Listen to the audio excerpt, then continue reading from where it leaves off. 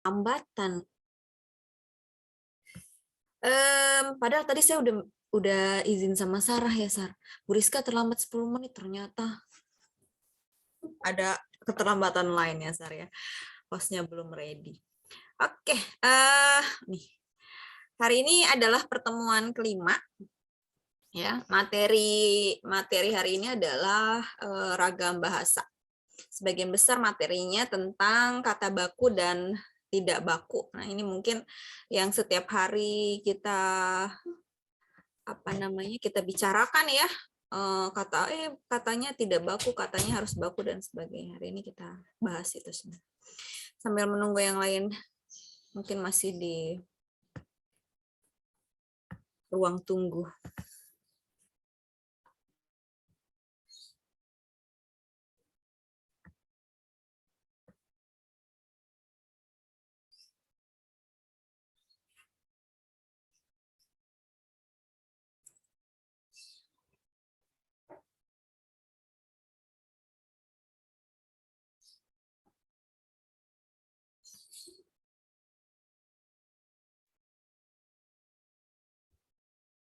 Ya. Sudah ada tampilan layarnya? Sudah, Bu. Ini udah. Ragam dan laras bahasa. Kita mulai dari ragamnya dulu. Ragam, nama lainnya itu variasi. Beragam-ragam bervariasi artinya. Ya, ragam atau variasi bahasa adalah bentuk atau wujud bahasa yang ditandai oleh ciri-ciri linguistik tertentu, ciri-ciri bahasa tertentu. Jadi kita bicaranya sebenarnya ini semuanya bahasa Indonesia ya, bahasa Indonesia tapi beragam, tapi bervariasi gitu. Jadi bukan bicara tentang ragam bahasanya bahasa Indonesia, bahasa Inggris, bahasa Cina, bukan. Tapi semuanya ini bahasa Indonesia. Bahasa Indonesia juga punya ragam, juga punya variasi. Ya, biasanya ditandai oleh ciri-ciri kebahasaan, ciri-ciri linguistik seperti fonologi. Fonologi kan ucapan, morfologi, pemilihan katanya, sintaksis, penggunaan kalimatnya. Ya, di samping ditandai dengan tadi ucapannya, kata-katanya, kalimat-kalimatnya, juga ditandai oleh ciri-ciri non-linguistik atau di luar kebahasaan. Kenapa bahasa Indonesia kita bervariasi? Karena lokasi atau tempat penggunaannya beda-beda, lingkungan sosial pemakainya berbeda, profesinya pun berbeda. Karena biasanya beda profesi, beda kegiatan, maka kata-kata tadi morfologinya, linguistiknya juga bisa berbeda-beda. Walaupun demikian ya, biarpun seperti itu, biarpun beda-beda, ini profesinya beda, tapi kita masih bisa memahami orang lain yang berbahasa Indonesia karena biasanya, karena pada umumnya ciri dan kaidah tata bunyinya, pembentukan katanya, tata maknanya pada umumnya masih sama karena masih sama-sama bahasa Indonesia. Ya, subjek, predikat, objeknya pada umumnya masih sama. Biasanya hanya pada pemilihan katanya, makna-maknanya saja yang berbeda. Tadi ada ragam bahasa, sekarang ada laras bahasa. Laras bahasa adalah salah satu bagian dari ragam bahasa yang digunakan untuk tujuan atau pada konteks sosial tertentu. Jadi kita, ya, saya, Sarah, Sylvia Yuni, bisa menggunakan laras bahasa yang berbeda tergantung tujuan atau konteks sosialnya apa. Ya, laras bahasa merupakan pola bahasa yang lazim digunakan mengikuti keadaan tertentu. Jadi beda keadaannya, beda bahasanya, itu namanya laras. Ya, penutur dalam situasi yang berbeda akan menggunakan laras mengikuti situasi sosial tersebut. Jadi bukan berarti nih saat saya pakai bahasa tidak baku, selamanya saya pakai bahasa tidak baku, tidak seperti itu. Tergantung keadaannya. Apa saja? Yang pertama namanya frozen.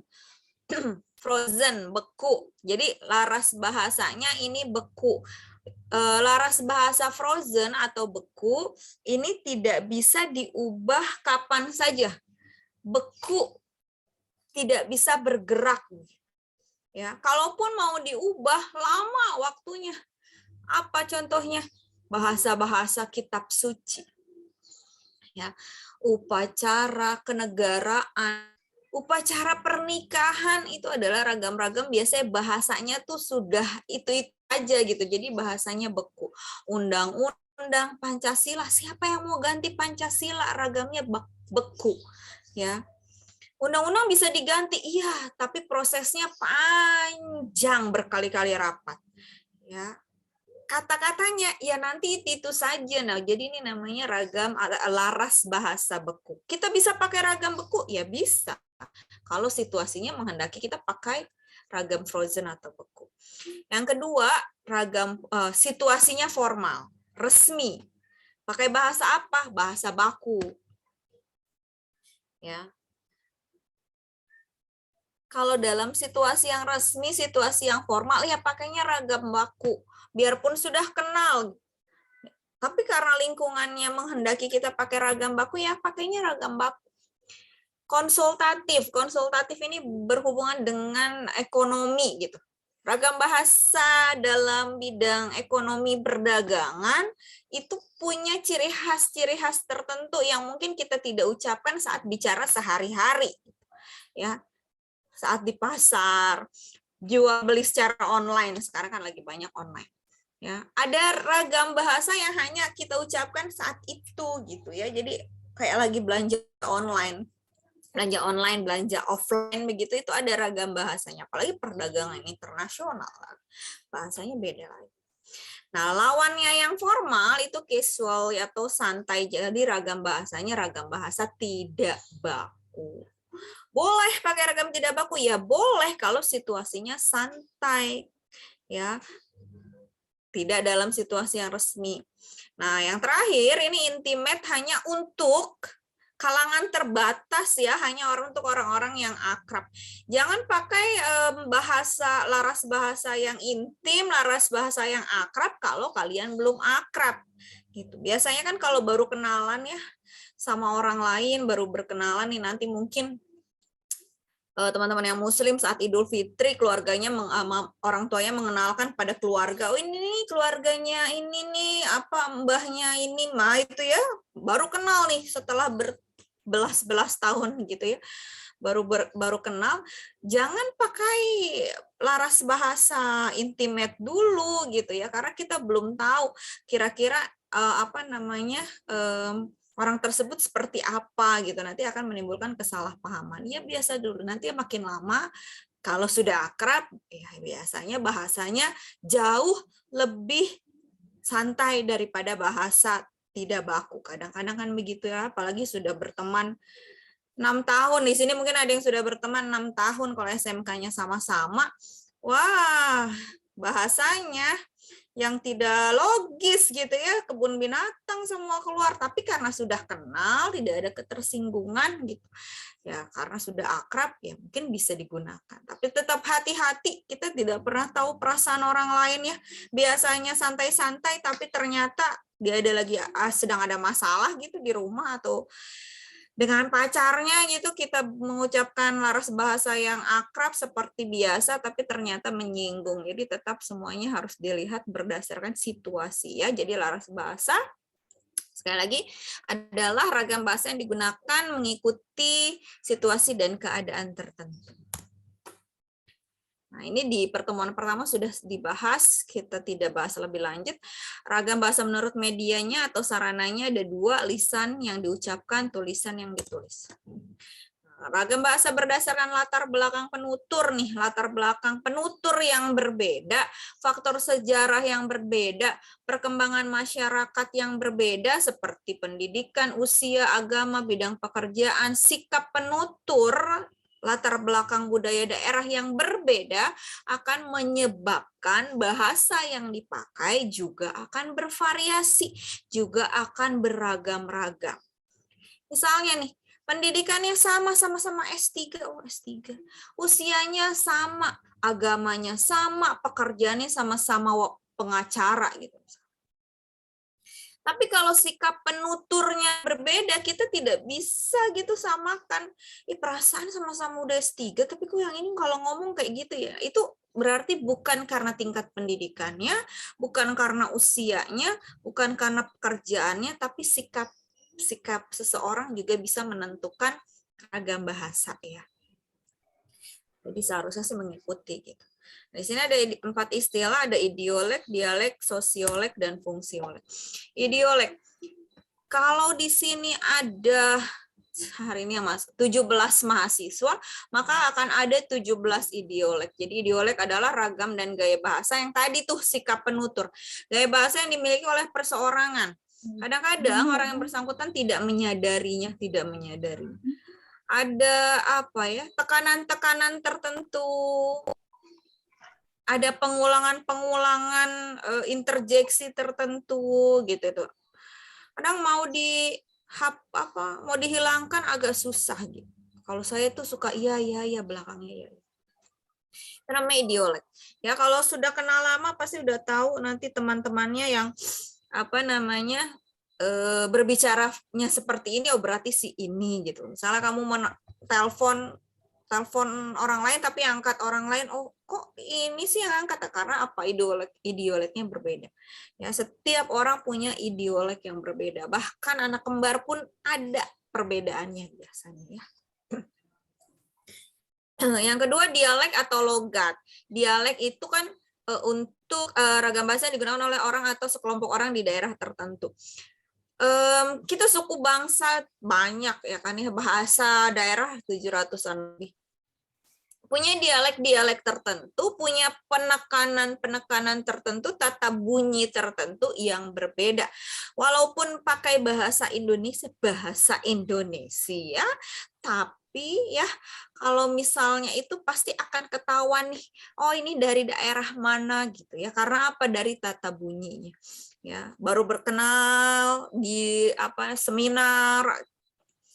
seminar nasional secara offline gitu misalnya. Kenalan, oh udah tahu, oh ini orang Padang, oh ini dari Medan, ini dari Ambon, ini dari Manado, ini orang Sunda, Betawi, Jawa. Kalau memang tinggal dan menggunakan ragam bahasa daerah sebagai bahasa ibunya, biasanya dialeknya akan kental. Ya, kita akan tahu lah orang itu berasal dari daerah mana. Sosiolek adalah ragam bahasa yang digunakan oleh kelompok anggota masyarakat dari golongan sosial tertentu. Biasanya ditandai dengan tingkat pendidikan. Ya, tidak usahlah kita bahas orang yang berpendidikan dan tidak berpendidikan ya, pasti ragam bahasanya akan berbeda. Tapi bukan berarti misalnya ya mentang-mentang dia tidak berpendidikan bahasanya jelek, bisa jadi ya. Sikap penuturnya, dia bekerja bersama orang yang memang setiap hari sehari-harinya pakai bahasa yang baik begitu, makanya akan ke bawah. Jadi tapi memang pada umumnya tingkat pendidikan seseorang itu berpengaruh pada ragam bahasa yang dimiliki. Ya. Anak SD, saya tidak sebut lulusan SD, lulusan SMP, tapi anak SD, anak SMP, anak SMA, D3, S1, S2, S3, ragam bahasa yang dimiliki pasti akan berbeda. Ya, bisa didapat dari mana ya? Dari pelajaran, dari buku-buku perkuliahan, laporan-laporan penelitian, pasti ragam bahasanya akan berbeda. Jadi sebaiknya ya semakin tinggi tingkat pendidikan kita, ragam bahasa yang kita miliki, kosakata yang kita miliki pun sebaiknya lebih makin baik dan makin baik. Jangan sampai nanti gitu, lulusan S1 ngomongnya kayak begitu banget. Mendingan gua deh 360 280 kan ya. Jadi sosiolek adalah ragam bahasa yang ditandai oleh tingkat pendidikan. Yang keempat, fungsi. Fungsi itu adalah ragam bahasa yang digunakan dalam kegiatan, pekerjaan atau profesi tertentu. Kegiatan keagamaan, kegiatan menyambut hari kemerdekaan, kata-katanya pasti akan berbeda. Pekerjaannya apa? Ya profesinya apa? Farmasi, kesehatan, politik, hukum, pendidikan, militer, itu punya kata-kata yang berbeda. Kadang-kadang satu kata tapi maknanya bisa beda-beda tergantung profesinya. Ya. Jadi fungsiolek itu ditandai pada pemilihan sejumlah kata atau ungkapan yang khusus digunakan dalam bidang atau dalam pembahasan pokok persoalan yang bersangkutan. Jadi walaupun nih misalnya Bu Rizka kok ngajar bahasa Indonesia nggak ngerti sih kata-kata ini ya, mungkin karena profesinya berbeda ya. Tapi bukan berarti karena profesi saya berbeda maka saya tidak bisa bahasa itu. Ya belajar, baca, nonton TV, nanti lama-kelamaan kan kosakatanya jadi lebih banyak. Gitu ya. Ya itu sekali lagi ya, semakin bertambah usia, semakin bertambah tingkat pendidikan ya sebaiknya itu bahasanya lebih banyak, kosakatanya, jadi bisa mengerti lebih banyak.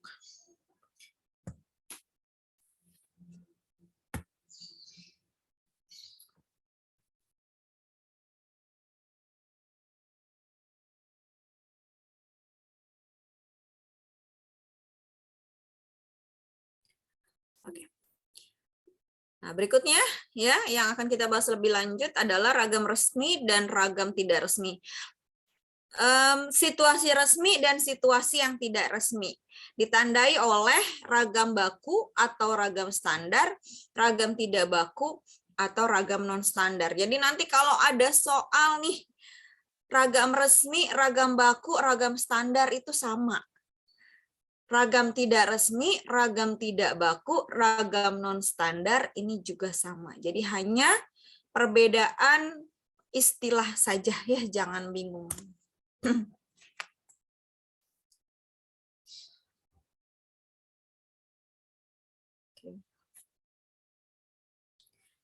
Ragam baku, ini pasti sudahlah sering dengar ya.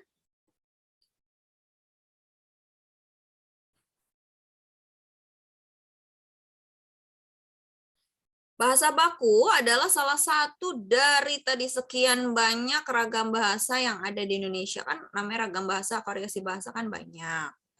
Ya. Nah, salah satunya adalah ragam baku. Mengapa harus ada ragam baku? Udah biar aja banyak, tidak seperti itu. Pembakuan bahasa dilakukan untuk memberikan dasar atau patokan bahasa yang benar yang berlaku untuk suatu bahasa. Kan kita tahu nih, ragam bahasa banyak. Terus kalau misalnya saya mau menulis yang benar yang mana ya, ragam bahasa yang mana yang harus saya ikuti. Nah, makanya ada yang namanya ragam baku. Ya, untuk memberikan dasar atau patokan yang benar yang mana nih bahasa baku. Ya. Kalau di KBBI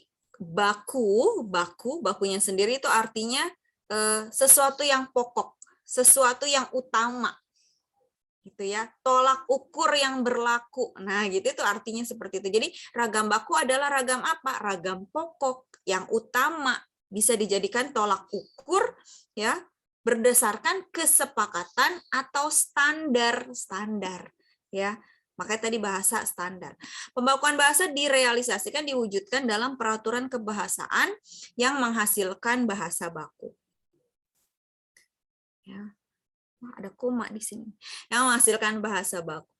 Di Indonesia, pembakuan itu hanya bisa dilaksanakan oleh pemerintah, yaitu Pusat Bahasa. Dulu namanya kan Lembaga Bahasa dan Kesusastraan, sekarang namanya Pusat Bahasa. Ya, hanya Pusat Bahasa saja yang bisa membakukan bahasa. Ragam baku biasanya adalah ragam yang dilembagakan. Lembaganya tadi Pusat Bahasa ya, diakui oleh sebagian besar warga masyarakat pemakainya, dan seharusnya seluruh warga masyarakat Indonesia sebagai bahasa resmi dan sebagai kerangka rujukan norma bahasa dalam penggunaannya.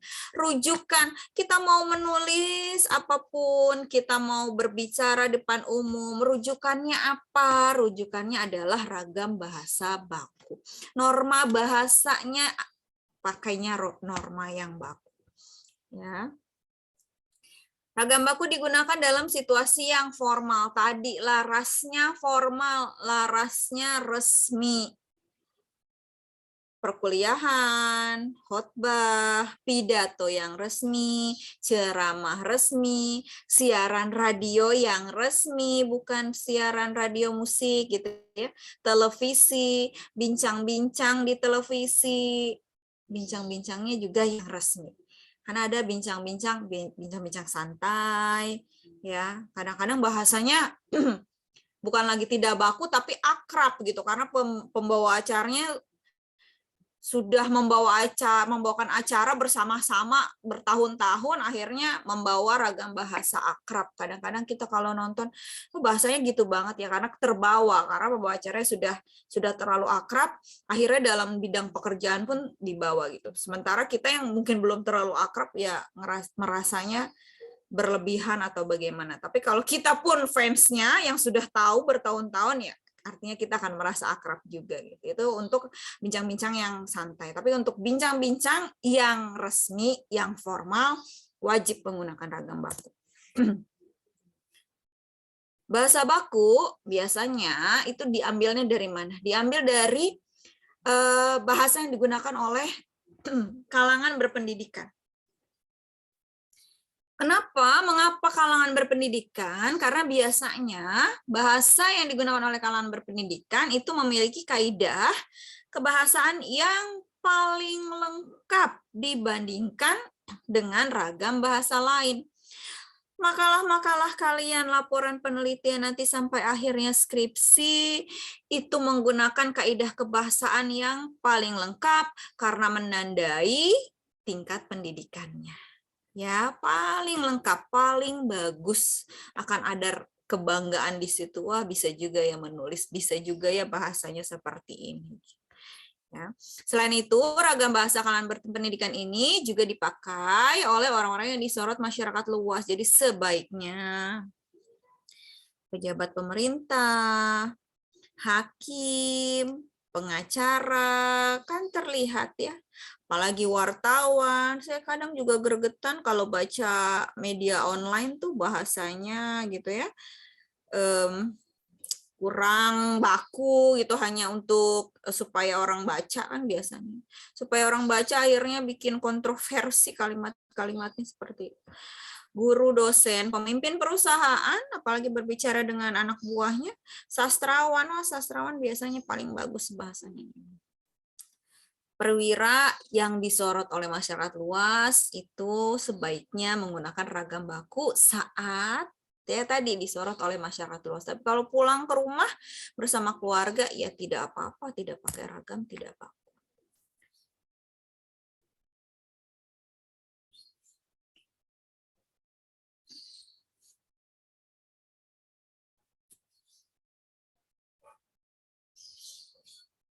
Ciri-ciri kata baku, yang pertama memiliki bentuk yang tetap. Kok sama dengan yang beku, Bu, yang frozen ya? Kalau kata baku itu bentuknya tetap dan tidak bisa berubah, tapi tetap bisa mengikuti konteks misalnya. Tapi kalau yang beku ini tetapnya benar-benar tidak bisa berubah gitu. Nanti kita akan lihat di fungsinya ya. Yang kedua, tidak terpengaruh bahasa daerah. Jadi sekali lagi, kalau dalam situasi resmi dan formal, bahasa Indonesia yang kita pakai itu tidak terpengaruh dari bahasa daerah dan bahasa asing yang belum diserap ke dalam bahasa Indonesia. Tapi kalau sudah diserap tuh kemarinnya seperti ambiar, mending, dan sebagainya, tidak apa-apa. Tapi kalau yang belum diserap, sebaiknya hindari penggunaan kata-kata tersebut. Bukan merupakan ragam percakapan, kita akan bisa lihat ya, kalau kita sedang bercakap-cakap, sedang ngobrol nih bahasa saya, ya akan berbeda dengan penggunaannya saat kita dalam situasi yang resmi. Pemakaian imbuhan dilakukan secara eksplisit, jadi kata-kata baku itu wajib menyertakan imbuhan atau menuliskan atau mengucapkan imbuhan. Jadi tidak baca bukunya. Bukan baca tapi membaca. Tulis bukan tulis tapi menulis gitu. Jadi imbuhannya ditulis atau diucapkan secara eksplisit atau tersurat gitu ya. Sesuai dengan konteks kalimat. Nah, tadi konteks kalimatnya apa? Ini yang bisa membuat sebuah kata baku berubah. Konteksnya bagaimana nih? Tergantung konteksnya, orangnya siapa, ya, situasinya di mana, itu bisa membuat sebuah konteks kalimat jadi berbeda. Ini minggu depan kita bahas lebih lanjut. Tidak mengandung makna ganda atau rancu. Jadi jangan sampai kita pakai ini kata-kata yang satu orang bilang A, satu orang bilang B, satu orang bilang AB gitu ya. Jadi nanti tidak akan baku. Yang kita sampaikan pun akan berbeda-beda gitu. Maknanya nanti beda-beda. Tidak mengandung arti pleonasme. Pleonasme itu berlebihan gitu. Kata-kata yang sebenarnya tidak perlu kita tambahkan karena maknanya sama ya. Naik ke atas, turun ke bawah, maju ke depan, mundur ke belakang. Mundur kemana? Ya ke belakang gitu ya, maksudnya gitu. Naik kemana? Ke atas itu kok naik, ya itu namanya pleonasme. Walaupun naik itu baku, ke atas itu baku, ke atas saya udah nulisnya ke spasi atas Bu, karena itu preposisi atau kata depan, tapi pleonasme ya, maknanya tidak perlu menambahkan sesuatu yang tidak perlu. Sebaliknya, boleh tidak saya menggunakan kata tidak baku, Bu? Boleh. Akan melelahkan kalau dari bangun tidur sampai tidur lagi kita pakai ragam baku. Ya. Bahkan saat kita seminar, misalnya seminar nasional 3 hari 3 malam, ya di hotel mana nih, pasti kalau mau tidur, ya tidak mungkin pakai ragam baku, begitu ya. Kalau sudah di kamar gitu, ya tidak mungkin kan pakai bahasanya baku terus meneruskan, tidak. Ya ragam tidak baku adalah ragam yang tidak dilembagakan. Jadi kalau tadi ragam baku ada lembaganya, ada pusat bahasanya. Kalau ragam tidak baku tidak ada. Tidak ada pusat bahasa tidak baku Indonesia. Lembaga tidak baku Indonesia. Pusat bahasa gaul Indonesia, lembaga bahasa alay Indonesia tidak ada. Ya. Kamus bahasa tidak baku pun tidak ada. Jadi ragam tidak baku itu ragam yang tidak dilembagakan. Ciri-cirinya seperti apa? Ciri-cirinya yang menyimpang dari norma ragam baku itu adalah ragam tidak baku. Yang ada di aturan baku dia tolak atau ditolak atau berbeda, itu namanya ragam tidak baku. Pokoknya segala sesuatu yang menyimpang dari ragam baku itu namanya ragam tidak baku.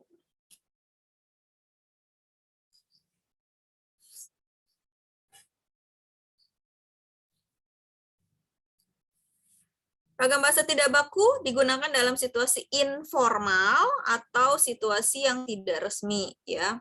Percakapan yang akrab di lingkungan keluarga, teman, tawar-menawar di pasar.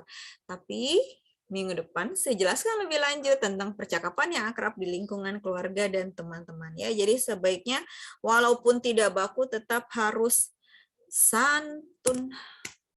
Cirinya kebalikannya nih.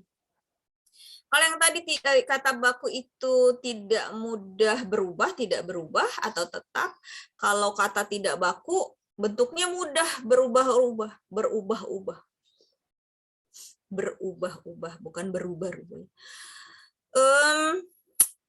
Hari ini kata-kata yang tren ini. Besoknya inilah. Minggu depannya apa lagi? 2 minggu lagi, setahun lagi. Beda-beda terus. Ya. Karena tidak ada lembaganya, tidak ada yang jadi patokan bahasa gitu. Tidak ada yang jadi patokan bahasanya. Saya kadang suka apa namanya ya? Lihat-lihat dulu ini artinya kata-kata ini apa gitu. Bukan karena ingin menggunakannya, tapi karena ingin tahu sebenarnya apa. Kadang kan dulu beberapa tahun lalu secara versi saya sama secara yang dimaksud beda. Sekarang masih ada? Tidak. Berubah lagi. Ya. Berubah terus. Banyak. Suka cari-cari ini artinya apa gitu. Dipengaruhi bahasa daerah. Nah, kalau ini karena situasinya akrab, apalagi sama keluarga, kadang-kadang suka campur-campur lah sama bahasa daerahnya.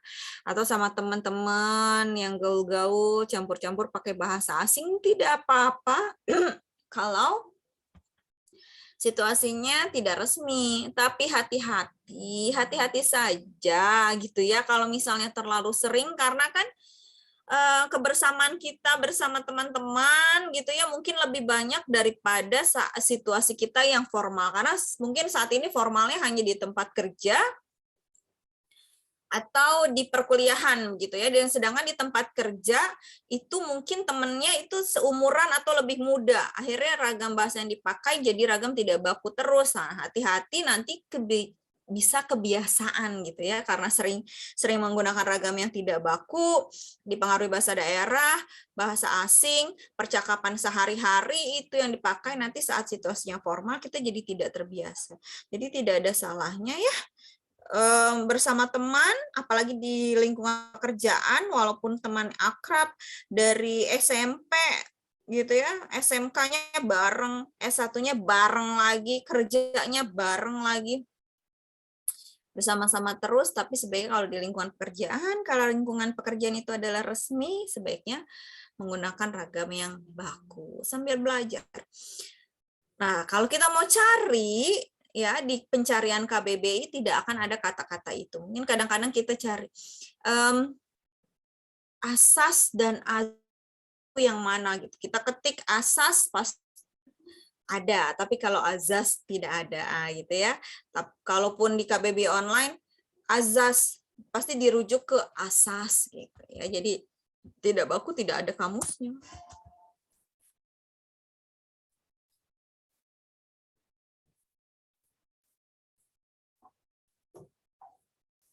Fungsi bahasa baku ada 4.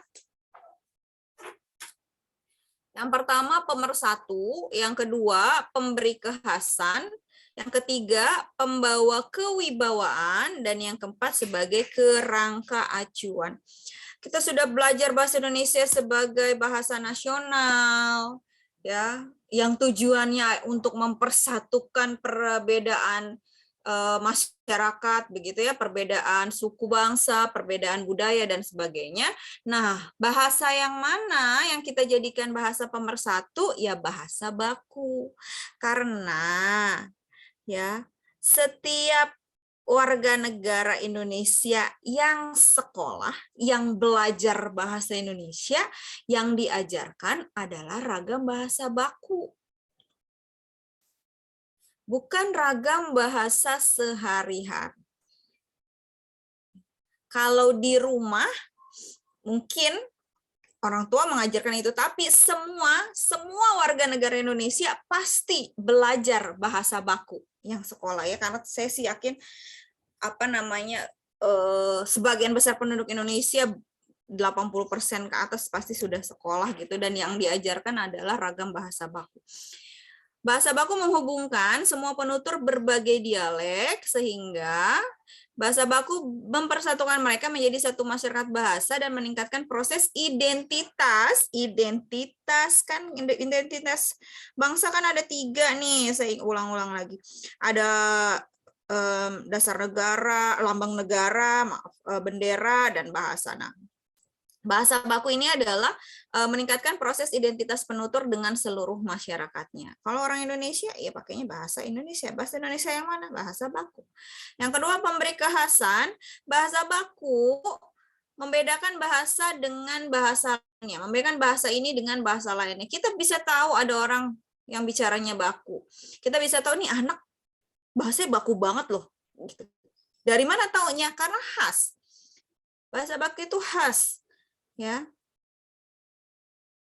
Dan bahasa baku akan memperkuat perasaan kepribadian nasional masyarakat bahasa yang bersangkutan. Jadi saat kita menggunakan ragam baku, kita akan merasakan sebagai bangsa Indonesia. Ya. Yang ketiga, pembawa kewibawaan. Mengapa saat pidato, saat ceramah, saat kita diminta presentasi di depan orang banyak, pakainya bahasa baku, karena bahasa baku akan membawa kewibawaan. Kita akan terlihat lebih berwibawa, kita akan terlihat lebih pandai saat kita pakai bahasa baku. Ya. Dan yang keempat, sebagai kerangka acuan. Kerangka acuan tadi, pertama kali kata baku, dari kata bakunya sendiri kan artinya utama gitu ya. Bahasa yang memiliki norma yang menjadi tolak ukur dalam berbahasa. kerangka acuan dalam fungsi estetika dalam bidang sastra, semuanya pakainya adalah bahasa baku yang kita jadikan kerangka acuan atau tolak ukur dalam berbicara dan dalam menulis. Ini adalah fungsi bahasa baku. Ada 4, pemersatu, pemberi kekhasan, pembawa kewibawaan, dan kerangka acuan, norma bahasa. Dari fungsi, tadi ciri-ciri, fungsi, sekarang sifat. Sifatnya ada 4. Ada mantap, ada dinamis, ada cendekia, ada seragam. Mantapnya bukan mancing mania mantap. Nah, mantap bahasa Indonesia itu ada beberapa pengertian, termasuk yang mantap oke tadi. Nah, kalau yang mantap ini artinya ajak, tidak bisa berubah setiap saat. Itu laptopnya letakkan itu dong yang mantap dong, naruhnya yang mantap. Mantap itu artinya jangan goyang-goyang, itu artinya tidak bisa berubah setiap saat ya. Mantap artinya sesuai dengan kaidah dan aturan bahasa. Jadi tidak bisa berubah setiap saat. Tadi kan dikatakan kalau bahasa baku itu tidak bisa berubah setiap saat. Jadi aturannya itu sama, ya, tidak bisa berubah-ubah gitu. Kita punya awalan atau imbuhan pe gitu. Jadi untuk kata-kata yang berawal huruf R gitu, rasa, raba, rajin, maka kalau kita tambah imbuhan pe, jadinya perasa, peraba, dan perajin. Bukan pengrajin. Kita sering dengar kata istilah pengrajin, pengrajin, pengrajin, itu salah karena tidak mantap namanya. Ya, aturannya jadi berbeda. Tapi bahasa baku bukan bahasa beku. Sekali lagi. Mantap aturannya, mantap kaidahnya, tapi juga bisa dinamis. Ya, dinamis artinya tidak statis, tidak beku, tidak kaku, tapi cukup luas ya, sehingga memungkinkan perubahan yang bersistem dan teratur di bidang kosakata dan peristilahan dan mengizinkan perkembangan berjenis ragam yang diperlukan dalam kehidupan modern. Jadi sekali lagi, walaupun harus mantap, tapi tetap bisa bergerak, tetap bisa dinamis, tergantung tujuannya. Kalau berbeda, makna yang diinginkan berbeda, maka bisa dinamis. Mungkin kalian sudah tahu ya, kalau dalam pembentukan kata dengan imbuhan me, pe gitu, untuk huruf-huruf yang diawali dengan kata-kata yang diawali dengan huruf KPTS harus luluh, kata-katanya harus luluh. Ya, karang jadi mengarang, K-nya hilang. Pandang jadi memandang, P-nya hilang. Tinju, peninju. Peninju atau petinju? Nah, kalau ikut kaidah kemantapan, nah gitu namanya. Kemantapan, kalau mau mantap berarti harusnya luluh. Ya. Karang mengarang, K-nya hilang. Pandang memandang, P-nya hilang. Tinju peninju, T-nya hilang. Sapu menyapu, S-nya hilang. Ini mantap. Tapi tetap harus dinamis. Ya.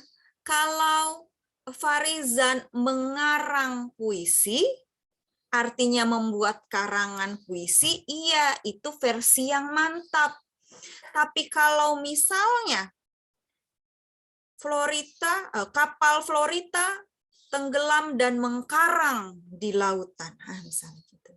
Bukan mengarang, kapal tidak mengarang. Kapal mau mengarang apa? Mengarang puisi tidak. Tapi mengkarang, artinya menjadi karang. Yang satu membuat, yang satunya menjadi, tujuannya berbeda, maknanya berbeda, maka kaidahnya pun harus dinamis. Nah, ini namanya. Ya, sesuai konteksnya. Sesuai konteks, kita tidak bisa menggunakan bahasa Indonesia hanya satu kata, dua kata, tapi harus sesuai konteks kalimatnya. Ya, jadi jelas mau pakainya yang mana, ini namanya dinamis. Tadi kalau mau luluh berarti peninju, ya peninju itu mantap alatnya. Tapi kalau profesinya, orangnya ya petinju, dia dinamis tidak luluh. Sama seperti profesi olahragawan yang lain, kan tidak luluh. Pegolf, pebasket, perenang, pebulu tangkis, gitu, pebulu tangkis, pelari, petinju lah. Ya, jadi sekali lagi untuk penggunaan yang berbeda, maka kaidahnya pun akan dinamis. Mantap tidak bisa berubah setiap saat, tapi juga tetap harus dinamis.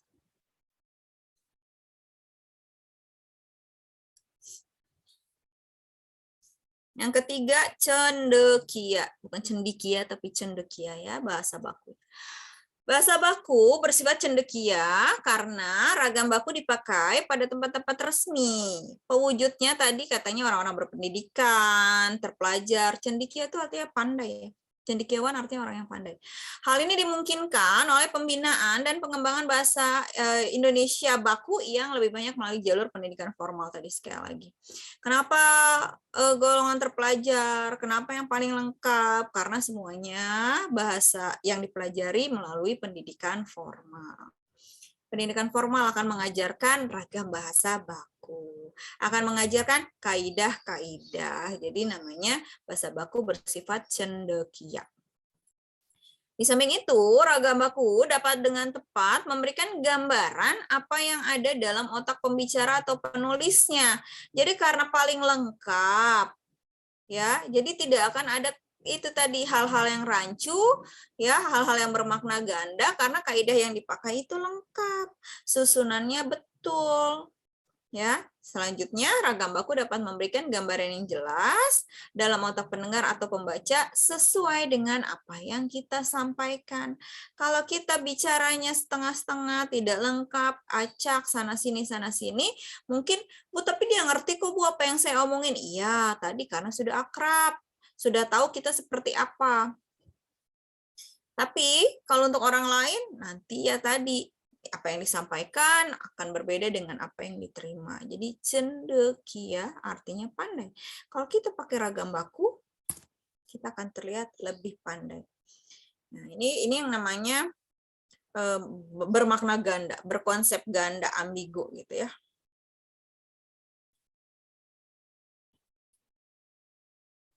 Rumah Sang Jutawan yang aneh akan dijual, ini namanya Coni, mungkin kalian sudah ada yang pernah dengar ya. Namanya konsep ganda. Rumah Sang Jutawan yang aneh akan dijual. Apa yang aneh? Rumahnya atau sang jutawannya? Dosen sejarah baru datang, dosen sejarah baru datang, gitu ya. Itu namanya konsep-konsep ganda. Kalau di lisan kita bisa pakai intonasi, kita bisa pakai jeda. Tapi kalau dalam tulisan kan kita tidak bisa kasih lambang jeda, kasih koma Bu, ya mungkin ada yang bisa pakai koma, tapi kalau tidak bisa pakai koma, ubah urutannya, ya. Kalau rumahnya yang aneh ya rumah aneh Sang Jutawan akan dijual, rumah aneh Sang Jutawan akan dijual berarti rumahnya yang aneh. Tapi kalau Sang Jutawannya karena kebanyakan uang nih jadi aneh ya, rumah milik Sang Jutawan aneh akan dijual, ya. Jadi kalau dalam lisan bisa pakai intonasi, bisa pakai jeda. Tapi kalau dalam tulisan, pilihannya dua. Mau pakai koma kalau bisa, pakai koma. Tapi kalau tidak bisa, ubah urutannya. Dan yang terakhir, fungsi yang terakhir adalah seragam. Seragam artinya sama. Mau kuliah di Pulau Sumatera, Pulau Jawa, Kalimantan, Papua, Sulawesi, kaidah kebahasaan bahasa baku sama, seragam. Ya, pada hakikatnya proses pembakuan bahasa ialah proses penyeragaman bahasa. Ya. Dengan kata lain, pembakuan bahasa adalah pencarian titik-titik keseragaman. Apa sih yang seragam? Yang seragam sekali lagi kaidahnya, bukan variasinya. Ya, subjek, predikat, objek, apa itu semuanya sama. Tapi bukan variasinya yang tadi kita bahas di awal. Ya, bahasa beku ya begitu, bahasa baku ya seperti itu. Jadi kita tidak bisa samakan variasinya, apalagi idiolek, dialek. Kita tidak bisa menyamakan seluruh penduduk Indonesia yang berjuta-juta ini dengan idiolek yang sama. Jadi harus seragam. Tidak bisa. Satu kelas ini yang sekarang sudah nambah belum? Oh, sudah bertambah. 19 orang, ya, 19 mahasiswa sama semua idioleknya, kan tidak bisa. Nggak boleh tuh ngomongnya kayak begitu, jadi harus sama semua, kan tidak bisa. Bukan itu. Bukan idioleknya, bukan dialeknya, bukan fungsiolek dan sosioleknya yang harus sama, tapi kaidahnya, aturannya. Makanya tadi dikatakan, biarpun variasi bahasanya berbeda-beda, biarpun laras bahasanya berbeda-beda, kita masih bisa mengerti kalau kaidahnya sama atau seragam. Tadi ya, dalam sarananya kan ada 2, lisan dan tulisan.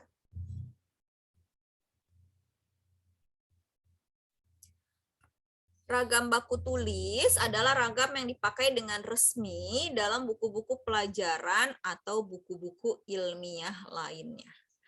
Ya, pemerintah mendahulukan ragam baku tulis secara nasional. Mengapa? Karena lebih mudah mengatur tulisan seseorang daripada ucapan seseorang. Agak susah nih ngatur lisan daripada tulisan biasanya ya. Usaha itu dilakukan dengan menerbitkan 4 kitab suci bahasa Indonesia. Ini kitab suci namanya, saya bilang ya. Ada PUEBI, Pedoman Umum Ejaan Bahasa Indonesia, yang minggu lalu kita bahas. Ada Pedoman Umum Pembentukan Istilah, biasa ini satu paket PUEBI dan istilah. Kamus Besar Bahasa Indonesia dan Tata Bahasa Baku Indonesia. Ini adalah ragam-ragam baku yang dikeluarkan oleh pemerintah secara nasional. Ini makanya saya katakan 4 kitab suci bahasa Indonesia. Sedangkan kalau ragam lisannya bagaimana ya? Ya diharapkan saat kita menulis sesuai dengan ragam baku, begitu nanti akan tercermin dalam lisan kita. Kalau kita rajin-rajin menulis, bahasanya baku, banyak menulis makalah, penelitian, nggak copy-copy gitu ya, tidak mengcopy paste terus-menerus, kita ketik sendiri, kita tik sendiri, kita baca ulang, nah itu lama-kelamaan akan tercermin dalam lisan kita juga. Ukuran dan nilai ragam baku lisan biasanya tadi ya tergantung pada besar kecilnya ragam daerah yang terdengar dalam ucapan. Bukan susah ya Bu ya, saya lama tinggal di Jawa, saya lama tinggal di Padang.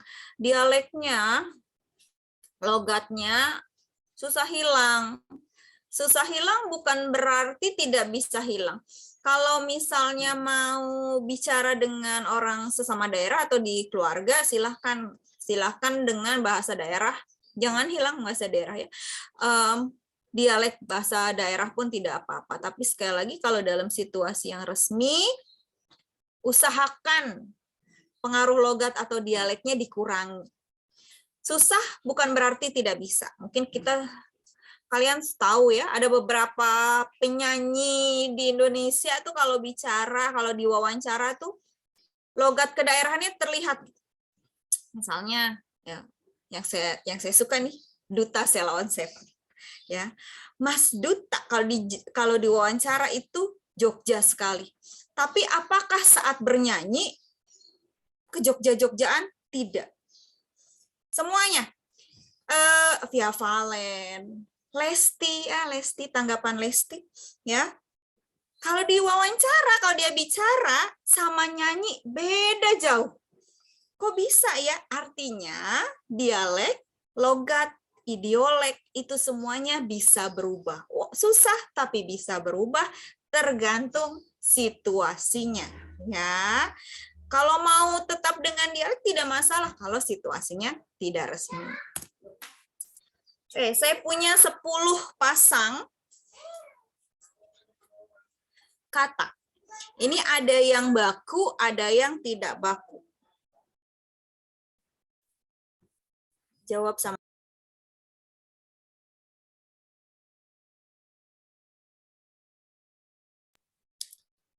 Oke, yang pertama ada kwitansi pakai U, ada kwitansi pakai W. Mana yang baku? Kewe bukan Bu? Pakai W, Bu. Nanti kita bahas ya, kita checklist dulu. W, atlet atau atlet? Atlet. E atau I? E. Tauladan atau teladan? Tauladan. Tahu. Tahu. Oke. Pikir atau fikir? Pikir. F atau P? P. Kayaknya. Kayaknya. Jadi orang Sunda atau bukan? Ini pikir kan katanya orang Sunda ya, pakai P, P ya. Oke.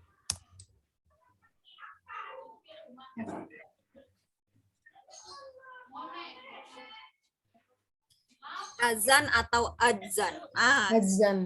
Adzan. Kita tunggu. Azan maghrib masih lama ya. Oke, azan pakai D. Oke. Standar D atau standar? Standar. Pakai D. Pakai D tanpa D? Pakai D. Pakai D, oke. Teknik dengan H atau tanpa H? Tanpa. Oke, atau tidak? Tidak. Tanpa H. Tanpa H. Nasehat, nasihat, pakai E atau pakai I? Pakai I. Pakai I. I. Ini kadaluarsa, ede, kadaluarsa atau kedaluarsa? Kedaluarsa. Daluarsa. Pakai E atau A? E. Pakai A. Abu. Kadaluarsa. A nih.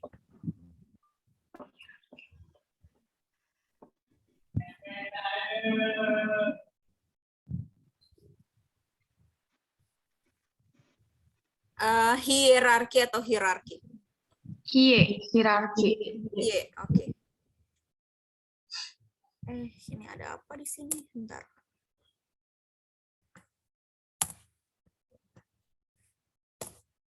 Oke, saya beri kesempatan untuk mengganti. Kwitansinya pakai U nggak sih? Yang mana? Pakai U. Kwitansi. Ya. Coba.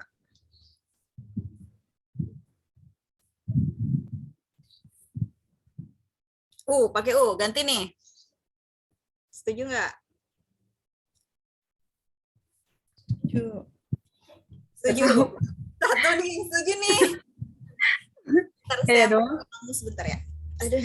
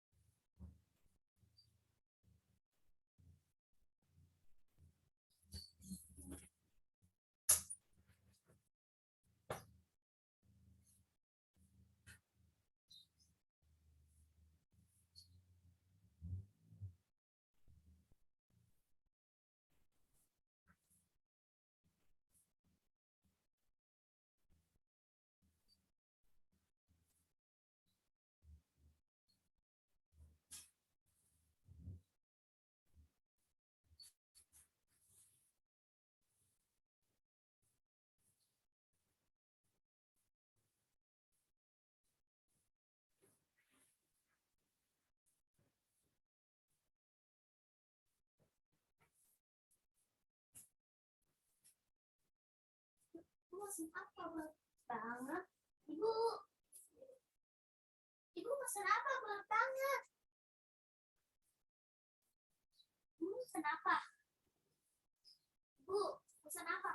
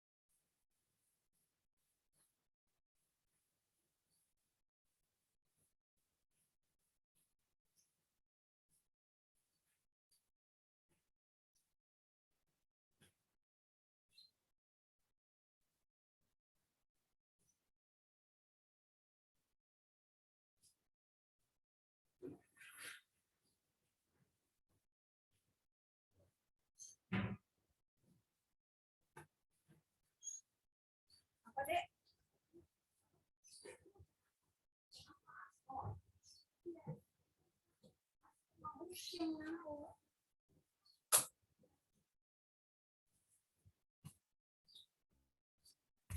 Maaf, maaf.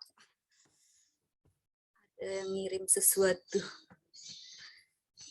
Oke, udah. Gimana? Kwitansi U atau W? Yang sempat nyari. U. Oke. Seperti juga kualitas, kuantitas yang pakai U, kwitansi juga pakai U. Bu, kemarin saya beli kwitansi pakai W, iya, karena mungkin yang membuatnya bertahun-tahun cetakannya itu, ya. Jadi belum diganti, masih pakai W terus, ya. Percetakannya belajarnya ekonomi bukan belajar bahasa Indonesia. Jadinya masih W terus, padahal harusnya pakai U ya, sama dengan kualitas dan kuantitas. Atletik kan dari serapan dari bahasa asing ya. Atletik bukan atletik.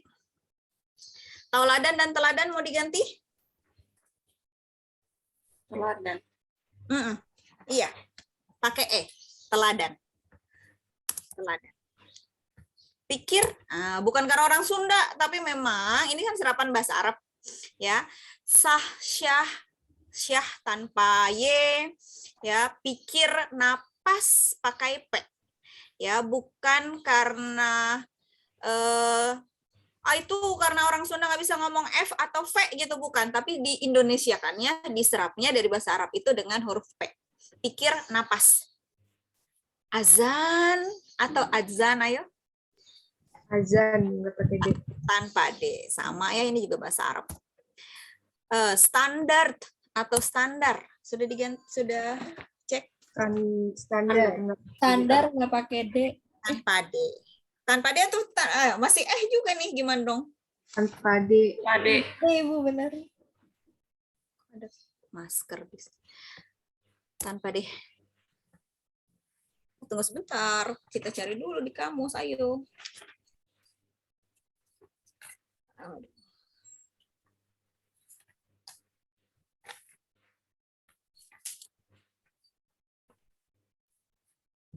Ini sebentar ya. Oke. Standar tanpa D ya. Standar itu ada punya dua definisi kalau di KBBI. Ada panji-panji, bendera, ada ukuran tertentu yang dipakai sebagai patokan. Jadi standar dua-duanya, baik yang tadi panji-panji maupun dasar patokan, tanpa D. Teknik ini juga ada ya aturannya dalam penyerapan bahasa Indonesia, kita tidak pakai hak lagi. Nasihat, dinasihati, bukan dinasehati. Kadaluarsa, kedaluarsa. Yo, teman-teman farmasi. Kadal atau kedal.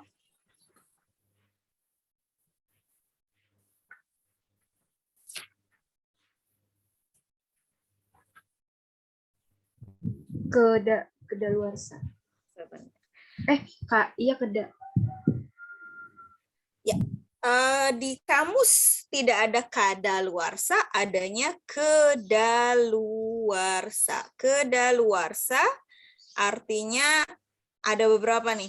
Ada tidak model lagi. Jadi kalau misalnya mengatakan bajunya kedaluarsa, betul. Karena artinya sudah tidak model lagi, baik untuk baju, kendaraan, dan sebagainya. Sudah lewat atau habis jangka waktunya, habis tempo, atau terlewat dari batas waktu berlaku sebagaimana yang ditetapkannya, pakai E. Ini banyak yang salah biasanya, masih kadaluarsa. Hierarki atau hierarki. Ini juga serapan nih. Y atau hi. Hierarki. Pakai E. Oke, kalau misalnya apa lagi ya? Ada beberapa nih yang suka masih salah-salah. Utang atau hutang?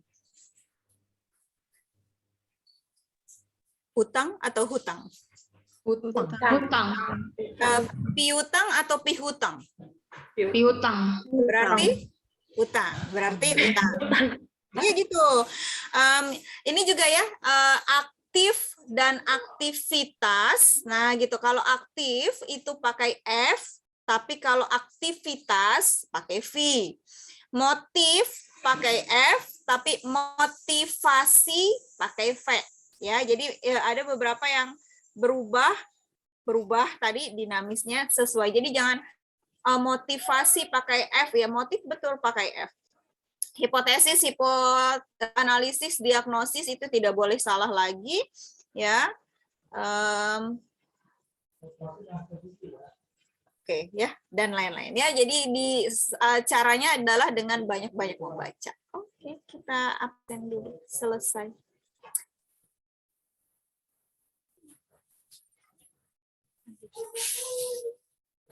Hadir semua lah ya, ini 19 kan mahasiswanya. Oke, sebentar.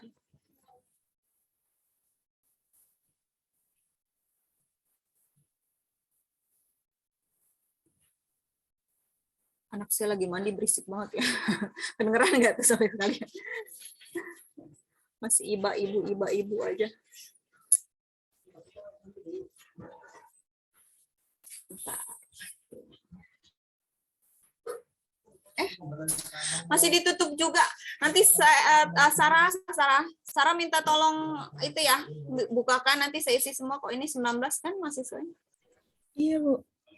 Lama lah nanti. Ya, betul. Nanti saya isi hadir semua ya.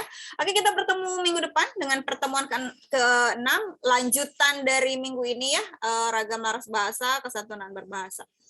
Terima kasih. Assalamualaikum warahmatullahi wabarakatuh. Waalaikumsalam. Selamat siang. Waalaikumsalam warahmatullahi wabarakatuh. Terima kasih. Terima kasih, Bu. Ya.